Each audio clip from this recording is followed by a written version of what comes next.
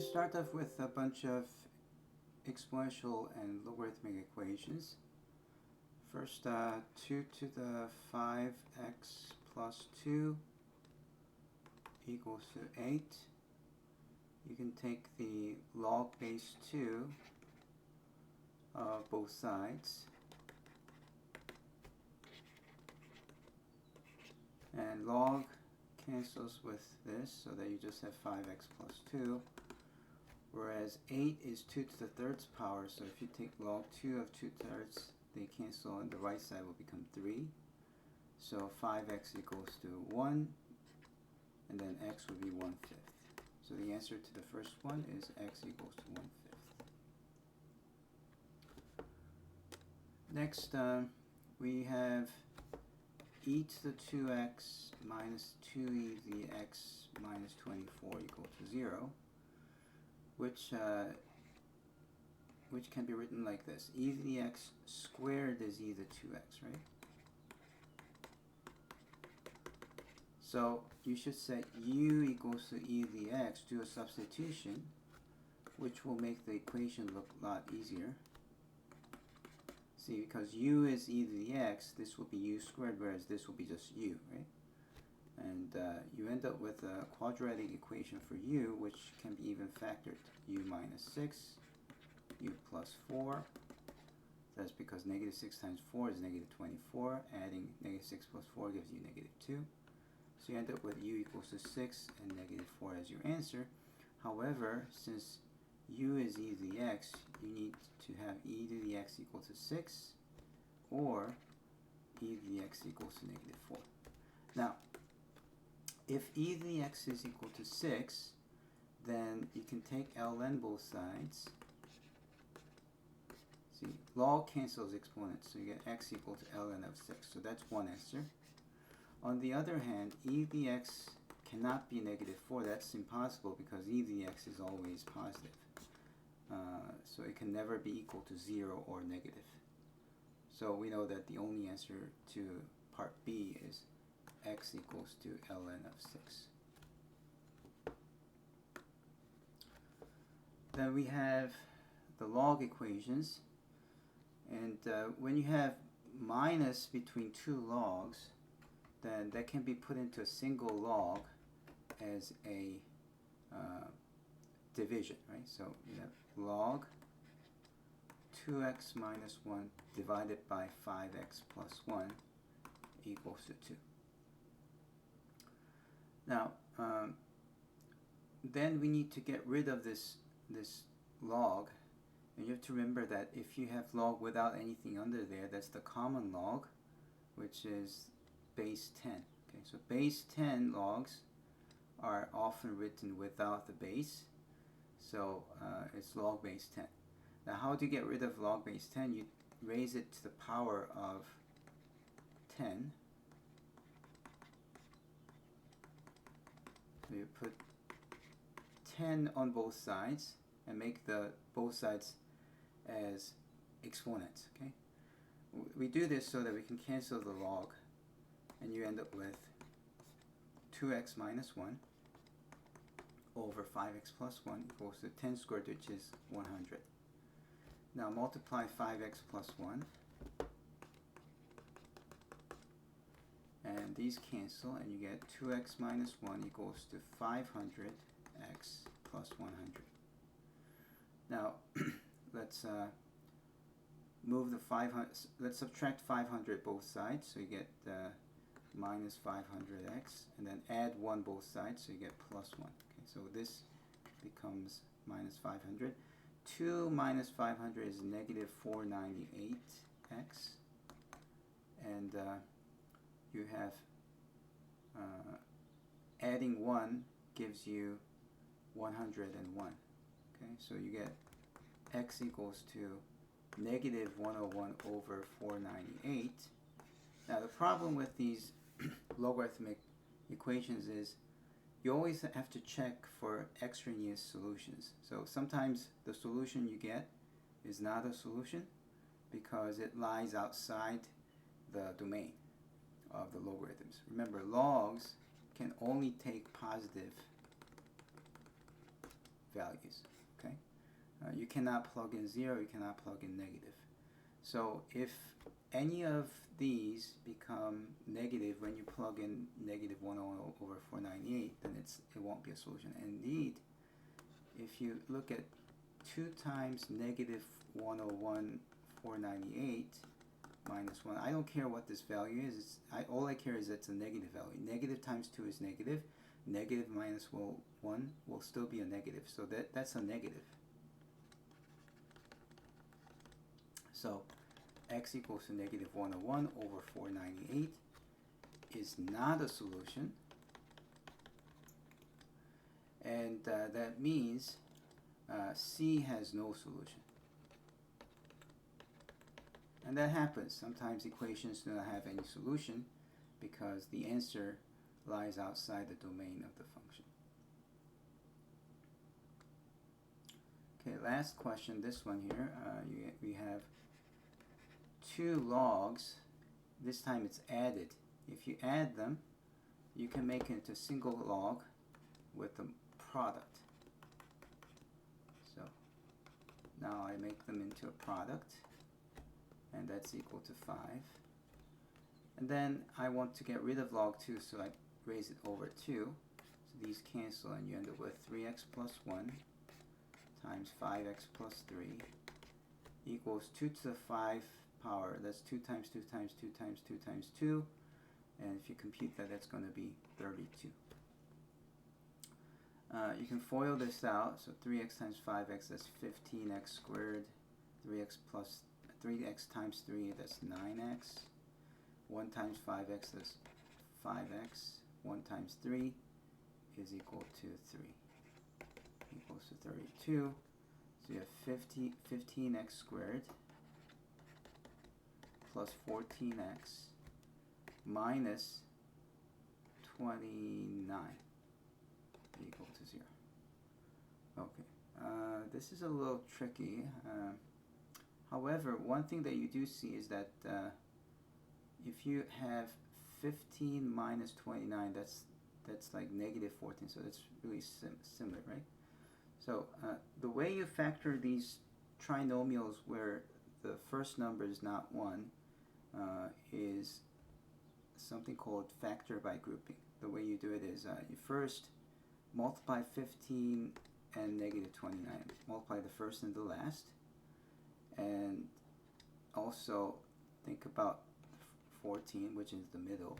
And you're looking for 2 values, 2 numbers where a times b is equal to this product, and a plus b is equal to 14. And because of what I just said, 29 minus 15 gives you 14, right? So if I have one of them as 29 and the other one is minus 14, then, so not minus 14, minus 15, then they add up to 14, whereas if you multiply them, of course, it'll be this one. Okay? So in this case, it's wiser to not actually take the multiple, because you're really only trying to figure out 2 numbers that multiply to this. It's often better not to multiply it, but rather factor it. I might even, if this 29 and 15 didn't work out, I might even have factored 15 as 3 times 5, and then try to recombine these 3 numbers, 3, 5, negative 29, in some way so that their sum is 14. Okay? But for us, it's rather straightforward, because we just found that 29 times negative 15 gives you this number, whereas if you add them, you get 14. So that's the first step in what we call factor by grouping. The next step is to use those 2 numbers to divide the middle number. So replace 14 as 29 minus 15.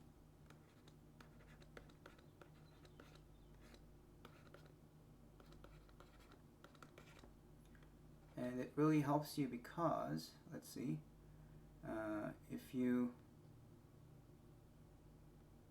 split it, plus 29x minus 15x minus 29 equal to 0. Once you split it, you can factor by grouping. That's where the name comes from. Okay? Factor by grouping method is first divide the middle one as two numbers that satisfy this property, and then once you have divided them and multiplied out to get the two x terms, then you have 4 terms in total, and the first two and the second two can be grouped separately and you can factor them and it just works. Okay, so the first two, what's the common factor here? X is the common factor, so I factor the x. And in the second two, there is no common factor, but they're both negative. So what you want to do is put a minus, and then you have 15x plus 29 equal to 0. So you end up with, now that they have the same common factor, I can factor this out, and you end up with, if I take these away, from the first one x is left, from the second one negative 1 is left. So that's what you have, and your solutions are x equals to 1 and 15x plus 29 equals to 0. That gives you x equals to negative 29 over 15. Okay, now this is pretty similar to negative 30 over 15, which is negative 2, right? So again, you have to look for extraneous solutions. 1 is fine. If you plug in 1 in both cases, it's positive, so there's no problem with the logs. But maybe this one, which is close to negative 2, that's going to cause a problem. And indeed, it does. If you have 3 times negative 2, that's negative 6 plus 1. That's going to be negative, right? So this one actually will make the first log to have a negative inside, so that's not allowed. So x equal to 1 is the only solution to this d.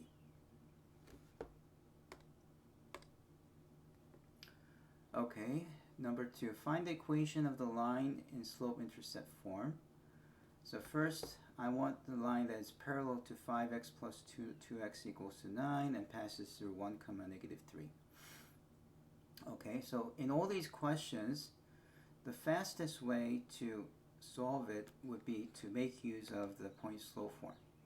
Although it's said to find the answer in slope-intercept form, writing your point-slope form not only will give you better partial credit when you write your answer, but also there will be less confusion, right?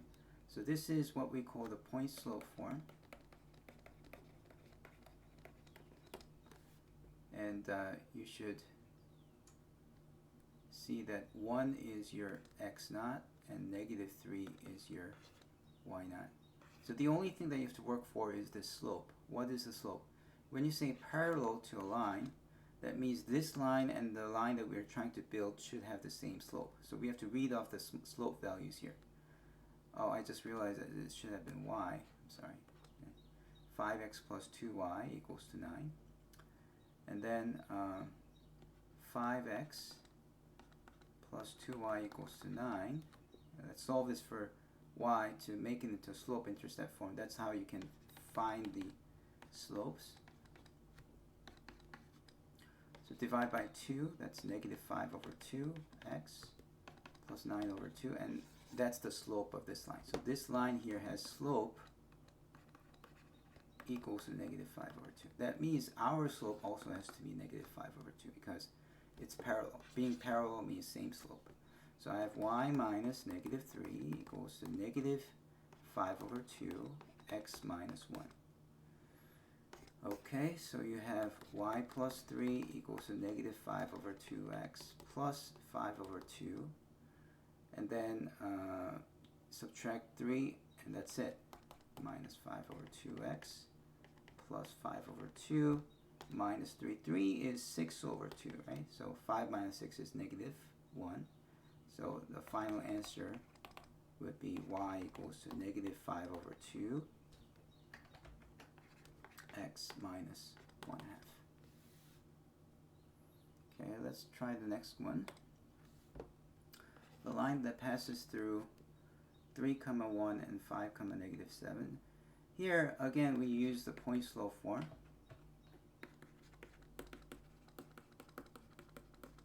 And for x naught, y naught, I can either use this one or that one. So x0 can be 3, y0 can be 1, or you can also choose x0 to be 5, and if you choose that, then y0 has to be negative 7. Let's go with 3, 1. That seems like simpler values. So again, we're left with figuring out your slope m. Now, slope m is rise over run. Rise is the change of the y coordinates, and run is the change of the x coordinates. Now, when you calculate the change of anything, it's the final value minus the initial value. So let's look at the y value. Y went from 1 to negative 7. So negative 7 is your final value, 1 is your initial value. So you do negative 7 minus 1. And initial value is 3, final value is 5. So in final value minus the initial value. Okay, so you have negative 8 over 2, which is negative 4. Okay, so that's your slope, and you're done. You have y minus 1 equals to negative 4 times x minus 3. And you multiply and simplify to get the point slope-intercept form. Negative x plus 12, add 1 both sides. So that's the answer to part B. Now, this last one, it's perpendicular. Well, perpendicular slope is negative reciprocal. Okay, so that's the perpendicular slope. You just have to remember this formula. So first, we're going to take 5x plus 3y equals to 15, solve for y. Divide by 3, so you get negative 5 over 3x plus 5. 15 divided by 3 is 5. But that's not important. What really is important is that this is the slope of this line. To get the perpendicular slope, perpendicular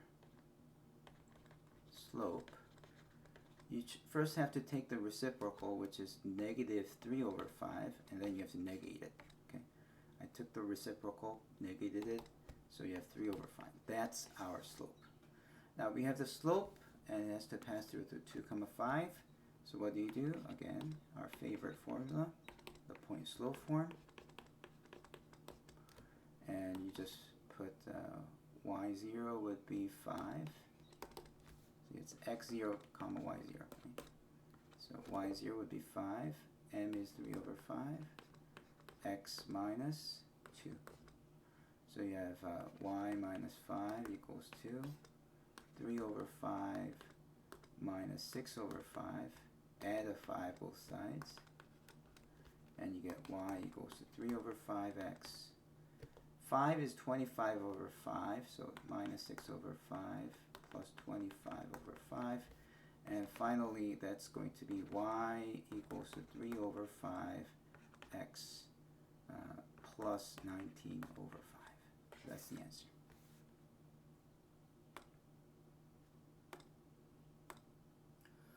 Okay, number 3, find the limit of f of x as x is taken to negative 2 minus. So let's think a little bit about what negative 2 minus means. Negative 2 minus means it's slightly less than negative 2. Now think about numbers that are close to negative 2. They're negative 1.99 and negative 2.01. Okay, which one's less than negative 2? It's this one, right? So when you think about negative 2 minus, you should really think about something like negative 2.01, negative 2.001, negative 2.000. It's these sequence of numbers that gets closer and closer to negative 2 while maintaining that it's less than negative 2. Okay. So what is the value of f at negative 2 minus then? Well, this would be, well, f has 2 definitions. You use the first definition if x is less than negative 2. You use the second definition if x is equal or greater than negative 2. So we should be using this first one because it's less than negative 2. So we use the first one, which says 8 minus 2 times negative 2 minus. Okay. And once there is no problem with like division and stuff like that, you can then forget about this. Okay. Some number that's very close to negative 2. So negative 2 times negative 2 is positive 4. So 8 plus 4 equals to 12. So that's basically the idea. Let's actually write it down as a more complete solution. X going to negative 2 minus of f of x. Since x value is less than negative 2, we see that fx can be replaced by the first definition, which is 8 minus 2x. And therefore, now that there is no problem with fractions or any other common problems that you face when you do limits, this just means that you have some polynomial. Because it's continuous, you can just plug in the values. When you have a continuous function, 8 minus 2x is a continuous function, right? I'm not talking about the original fx. We don't know if it's continuous or not, but I do know that 8 minus 2x is a continuous function because it's a polynomial. And then in that case, the limit is same as the value evaluated. So I just have to evaluate this at negative 2, which gives you 12. So writing it this way will be a more accepted complete solution. All right, so the answer to the first one is 12. Now what about the second one? Well, so what is the value of a so that limit x going to negative 2 of fx exists? Well, remember, the limit exists if the left limit is equal to the right limit. We already did the left limit. This is called the left limit because you're approaching negative 2 from the left, something lesser. So left limit, we just found out that this is 12, right? So this is 12. And the right limit, we haven't calculated it yet, so let's calculate it. X going to negative 2 plus this time. And this time, fx should follow x squared plus a because x is bigger than negative 2. So what we have is, we have limit x going to negative 2 plus, write down fx as x squared plus a. That's the definition in the case when x is bigger than negative 2. And then when you plug in negative 2, you get negative 2 squared plus a, which is 4 plus a. So now you have 12 equals to 4 plus a, which means a must be 8. Okay, so that's the answer.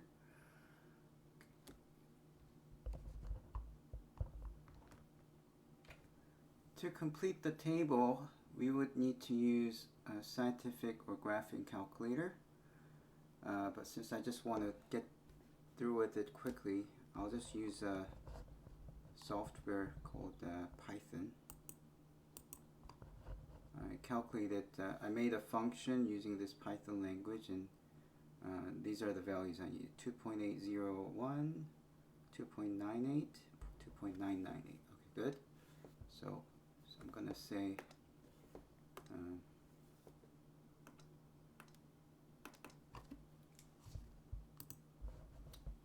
say 2.81, 2.98, and 2.998. Okay. For the other values, let's see. I need f of 2.1, f of 2.01, f of 2.001. Okay, so 3.21. Okay, so the values are 3.21, 3.02, and then 3.002.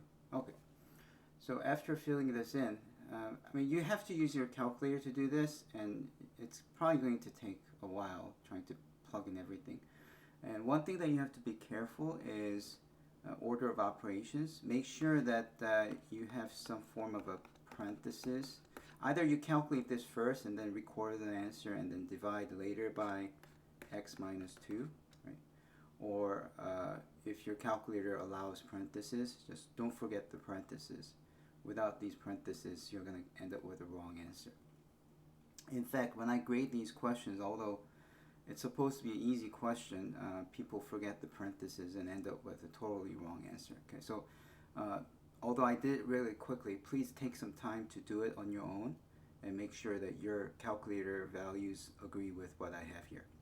All right, so what's our conclusion? We see that as x is taken to 2, whether you're approaching from the left or to the right, the value of the function gets closer and closer to 3, right? So the answer is this would be 3, because they both go to closer to 3, right? 3 should be the target. Rewrite the expression as a sum difference or product of simpler logarithms. Here you have to remember that multiplication becomes addition between two logs, and division becomes subtraction between two logs. I see a division here, so what am I going to do? I will write it as ln of 4 times cube root of 5 minus ln of 5 times 4th root of 5. And that's going to give us, well, we can further change this, right? Rewrite the expression as a sum difference or product of simpler logarithms. Okay, so definitely these are simple than this first one, so that's good. But now I have product. So products become additions between two logs. You have to make sure you write log twice, or else it's wrong. Okay, ln of 5 minus ln of 4th root of 5. And these cube root of 5s, 4th root of 5s, you have to remember that these are fractional powers, right? This is cube root is same as 1/3 power, and 4th root is same as 1/4 power. And these numbers can hop in front. This can hop in front, and that becomes 1/3 ln of 5. Yeah. Now, this is made of sum or difference or product of a number to a log, and the logs are much simpler than what it was before, right? It's either log of 4 or log of 5. But I also see that since they all have log of 5, these three terms are like terms, so you should simplify them by putting them together. And since one has 1/3 as the denominator and another one has 1/4 as the denominator, we should take 12 as the common denominator and make everything in terms of 12. So 1/3 is 4 over 12, 1 is 12 over 12, 1/4 is 3 over 12.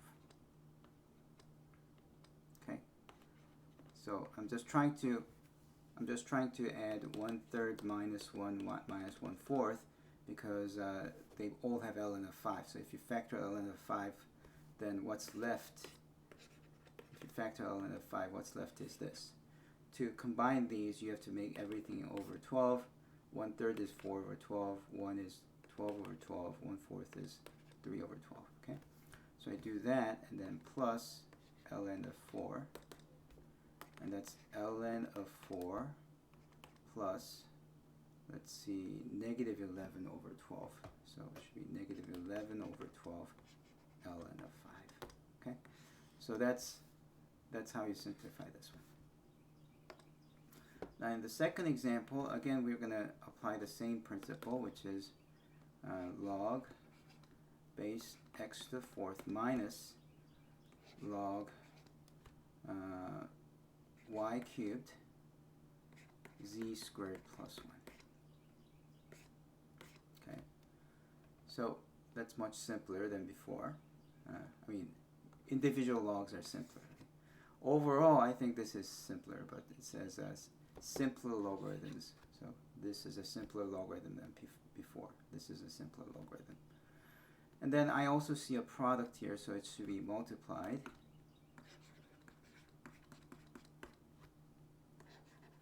And when you do that, make sure that you recognize that this single thing is becoming these two, so they belong together, so you need to put this parenthesis. Without that parenthesis, you're going to make a sign mistake. Next, number 4 hops in front. 3 hops in front. And then minus log z squared plus 1, because there's a minus. Now the next question is, can you simplify log of z squared plus 1? Z squared plus 1 cannot be factored into simpler two things. If it was possible, then we can factor more. But unfortunately, this cannot be factored anymore. And if you have an addition, there is no log rule for handling additions inside log. So unfortunately, this is the most you can break down. You just have to stop here. You can't go any further.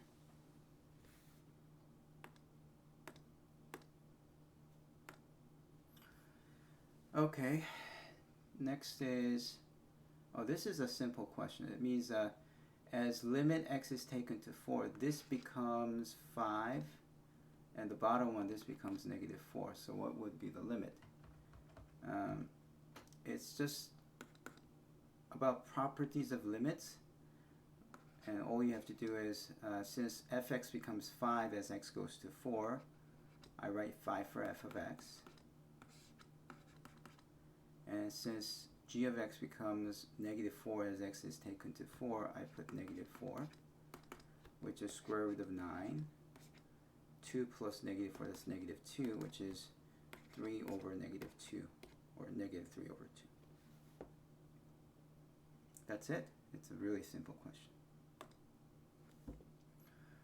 Okay, you have, again, piecewise function. Find the value of a and b so that fx is continuous. Now, remember that the definition of the continuous function is when you take the limit x to some place of f of x, that has to equal to the value at that place. Okay? And because polynomials are always continuous, the only place that you'll be worried that this won't work is when a is equal to 2. So we're really questioning the following fact. How could you make the values a and b so that limit as x goes to 2 of f of x is equal to the value of f of 2? Now this single condition is actually 3 conditions. One is the limit has to exist, the other is the value has to exist, and then they have to equal. The value, it does exist. F of 2 is just b. When x is 2, it's b, right? So this is just b. What is not clear at this point is does the limit exist? Well, for the limit to exist, you need the two-sided limits to be equal. So left limit has to be same as the right limit. So you have, as x goes to 2, well, if x is less than 2, the left limit, x goes to 2 minus f of x, would be limit x going to 2 minus of 6x plus a. We're following this one because x is 2 minus, meaning it's slightly less than 2. And now, since 6x plus a is a continuous function, you can just plug in 2. You get 2 times 6, which is 12. So that's the value. And then limit as x goes to 2 plus of f of x, that's your right limit. And the right limit requires the use of this function because when x is bigger than 2, fx is defined as 7x squared minus 8. Again, plug in 2. That's 7 times 2 squared minus 8. 7 times 4 is 28 minus 8. That's 20. So because I need the left limit and the right limit to be equal, I need it to be 12 plus a equals to 20. And therefore, a should be 8 by subtracting 12 both sides. So to recap, I need these two things to equal because for the limit to exist, left limit and the right limit has to be equal. And for that to work, a has to be 8. No other values will make the limit exist. For other values of a, this function will have a jump discontinuity at x equal to 2. Okay, now assuming that, what is the limit then? Well, if these two are the same, then we know that the limit of x going to 2 of f of x would be equal to these two values, which are both equal to 20. If a is 8, 12 plus 8 is 20. This is also 20. Since they both give you 20, the limit must be 20. If the limit is 20, then now this equality sign forces this 20 to be equal to f of 2. So we're still using this simple criteria for being continuous. That's the definition of being continuous at x equal to 2. And that forces us to say that f of 2 must be 20, but because f of 2 is equal to b, 20 must equal to b, and therefore we have b equals to 20 and a equals to 8, and that's the answer. A is 8, b equals to 20. That's the answer. What is the value of log of 5 of cube root of 25 over 5 cubed? Well, we're going to apply logarithmic rules. First, before I apply them, let's rewrite that as 1/3 power.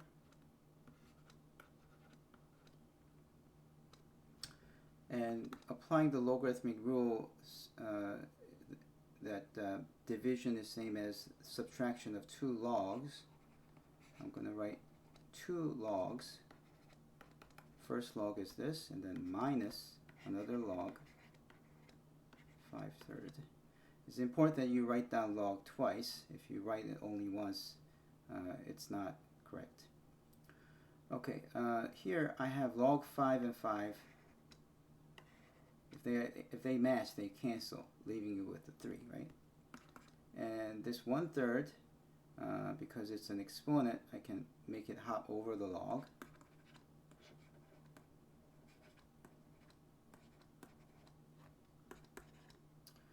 So it remains to figure out what's the value of log 5 of 25. Well, 25 and 5 have a relationship. We know that 5 times 5 is 25, right? So 25 means 5 times 5, and that means 5 squared. Right? Since 25 is 5 squared, we can further compute this and say, and then we apply the same principle. They cancel. So it's 2 times 1/3, so 2/3 minus 3. Then we need the common denominator. 3 is 9 over 3. 2 minus 9 is negative 7, so it's negative 7 over 3. Find all values of x equal to a where the function is discontinuous. Also for each discontinuity, write the type of discontinuity. Okay, for this first question, we see that x squared minus 1 is a polynomial, which is a continuous function. 2x is also a polynomial, which is a continuous function. 18 over x, that one has, this has a vertical asymptote at x equal to 0, so it has an infinite discontinuity at 0. However, we're only using this function for x greater than 3. So this x equal to 0 doesn't come into play because we are only using this function for x greater than 3. So this is not going to really matter us much. The only thing that we have to worry about is what's happening at x equals to negative 2 and what's happening at x equals to 3. Because these are the places where the definitions change, so you may have a jump to continuity because the left and right limits don't agree. So let's investigate at x equals to negative 2. First, if you evaluate x squared minus 1 at x equals to negative 2, so this vertical line means you evaluate this function at this given value. If you do that, negative 2 squared is 4 minus 1, so that's equal to 3. On the other hand, if you take 2x and evaluate this at x equals to negative 2, then negative 2 times 2, that gives you negative 4. And as you can see, these two values don't match. Now graphically what this means is that at -2, on the left of it, you're following x squared minus 1, so it looks something like this. Okay. On the right side, you're following 2x and the value is -4. It's somewhere down here. So as you can see, at -2, the function is broken. There's a jump discontinuity. There's a jump between these two. So we see that x equals to -2 is a jump discontinuity. Okay. Now, on the other hand, if you evaluate these two functions at 3, let's try that. 2x evaluated at x equal to 3. 3 times 2 is 6. And then 18 over x evaluated at x equals to 3. Well, that's 18. You're plugging in 3 into x. And 18 divided by 3 is 6. So they do agree, right? Since they do match, what it means is that at 3, the left side, which is a straight line, gives you this 6 as the value. And the right side, 18 over x, that actually is a decreasing function. You don't really have to know the picture, but you just have to know that they do agree. They both give you 6 as the value. So the left and right side, they meet at 3, 6. Therefore, it means it's continuous. Okay, so x equals to 3 is continuous. And since the question was only asking for places of the function where the x values of the function where the function is not continuous, the answer would be x equals to -2 is a discontinuity, and the type of discontinuity is a jump discontinuity. Here's another question. You have x squared minus 5x plus 4 over 2x squared minus 4x minus 16. And it's a rational function. For rational functions, we really have to be careful about the denominator. When the denominator is equal to 0 in a rational function, the function becomes not continuous, right? We still don't know the type of the discontinuity, but definitely it can be anytime this denominator is equal to 0, the function is not defined at that point. Therefore, the function graph would be broken at that point. So we first have to let the denominator equal to 0 and figure out all the points. Okay, so we have this, and I see that everything is even, so I'm going to divide everything by 2. So you have x squared minus 2x minus 8 equal to 0. And then x minus 4, x plus 2 would be 2, and -4 multiplies to -8. -4 plus 2 is -2. So the above factors like this. Okay, so from here to there, I divided everything by 2. And from here to there, I factored. And then I get x equals to 4 and -2 as the two solutions. And these are the points where the function would be not continuous. However, we don't know the nature of the discontinuity. See, what happens is that in one of these places, the function might have a vertical asymptote. In that case, that point will be an infinite discontinuity, right? To figure out whether these individual points are vertical asymptotes or not, what you need to do is you have to factor the top as well. The top one factors as x minus 1 times x minus 4, right? Because -1 times -4 is +4. Adding -1 plus -4 gives you -5. So therefore, you have f of x, where the top is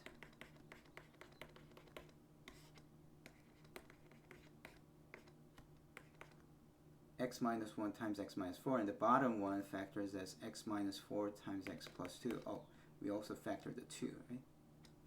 See, the bottom one, after factoring the 2 out, the remaining one factors as x minus 4 times x plus 2. And you can see that these two cancel. So this is same thing as x minus 1 over 2 times x plus 2. So what happened is that the graph of the original function and this newly simplified one is exactly the same thing, except that x equals to 4, this will have a hole. This will have a hole.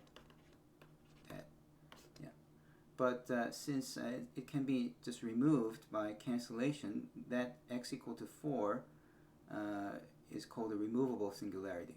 Graphically, if you drew it, it will have something like a hole, and it will have some line coming out in both ways, which we call that as R pod, right? So this x equals to 4 will be removable discontinuity.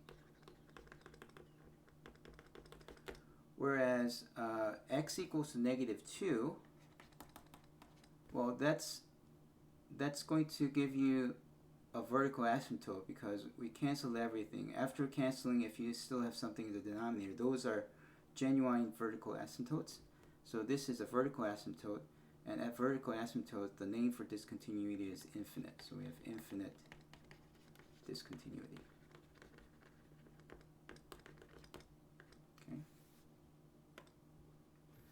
Okay, draw the graph. Well, you just have to know the basic function graphs. Y equals to e to the x has the graph that looks like this. Okay, and it passes through 1.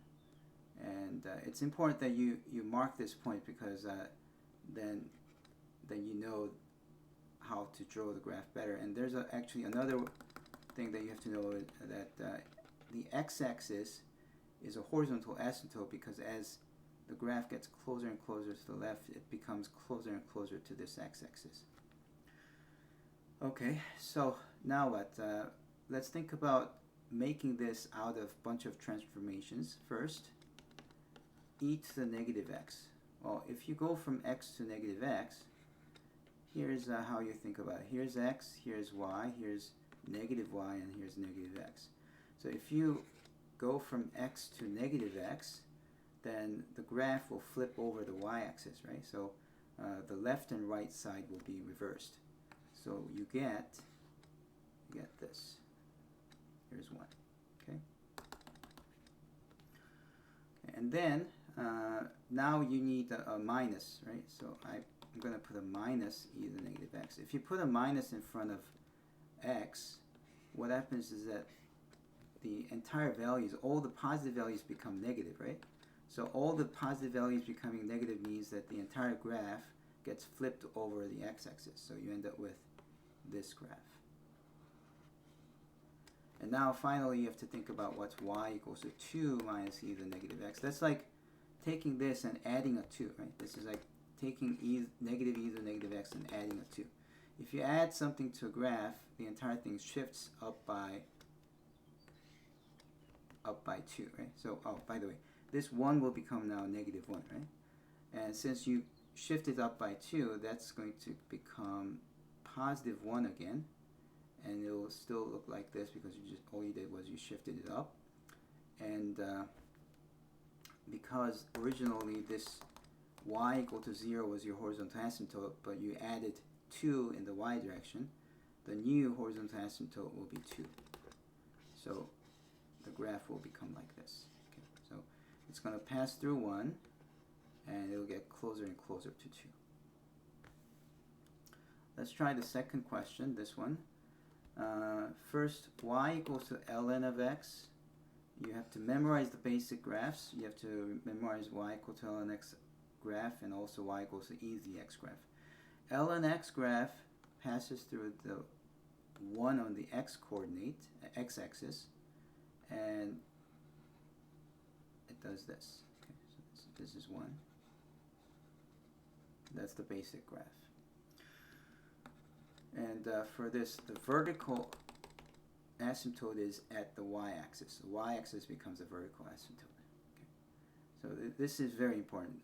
Not only you have to remember the shape of the log of x, you have to remember that it passes through 1, 0, and the y-axis is the vertical asymptote. Now let's think about how to make y equals to ln of x plus 3. Well, that's going to shift everything to the left by 3 steps, right? So this vertical asymptote, which is x equal to 0, that's the equation for this line. X equal to 0 gives you y-axis, right? And because you you have to shift this 3 times to the left. And this means shift 3 left. If you replace x by x plus 3, then it shifts 3 left. So you have here -3, and there's a vertical asymptote right there. And 1, if you go 3 steps to the left, it's going to be -2. So at -2, there's a point on the graph, and the graph will be shifted like this. Okay. Now, what does times 2 do? Well, it just elongates the graph in the vertical direction, right? Makes it twice as large. So y equals to 2 times ln of x plus 3 would be the same thing, except it will be higher. Okay. It will still pass through -2, so it will be something like this, where at this point now became twice of this, okay? And still you have a vertical asymptote. Okay. Now, if you want a little bit more accuracy or a little bit more information on the graph, you might want to state that this y-intercept has a coordinate. Well, y-intercept, to get the y-intercept, you plug in 0, right? So if you plug in 0, the y-intercept would be 2 times ln of 0 plus 3, so 2 times ln of 3. So that's the y-intercept, 2 ln of 3. Now, ln of 3, you don't have to know this, but if you're curious, ln of 3 is slightly bigger than 1, so this is slightly bigger than 2. So that's the graph.